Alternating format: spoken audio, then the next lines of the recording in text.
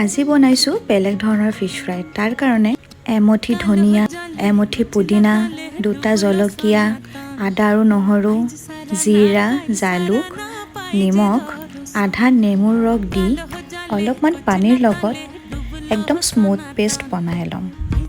আপোনালোকে পটাটো পিচিব পাৰে, মই মিক্সিত পেষ্ট বনাইছোঁ।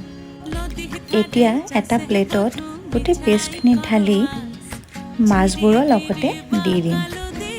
মই কিন্তু ৰূপচন্দা মাছ ব্যৱহাৰ কৰিছোঁ। এতিয়া ভালকৈ মিহলাই আধা ঘণ্টাৰ কাৰণে মেৰিনেট হ'বলৈ দিম। সময় বেছি থাকিলে আপোনালোকে 1 ঘণ্টাৰ কাৰণেও দিব পাৰে আৰু আপোনালোকে যিকোনো মাছ ব্যৱহাৰ কৰিব পাৰে। এতিয়া কেৰাহী এটাত তেল জোখমতে দি পেলাই মাছকেইটা ৰঙচুৱা হোৱাকৈ ভাজি ল'ম। আপোনালোকে ট্ৰাই কৰি চাব এবাৰ, খাবলৈ একদম বেলেগ লাগে। Thank U.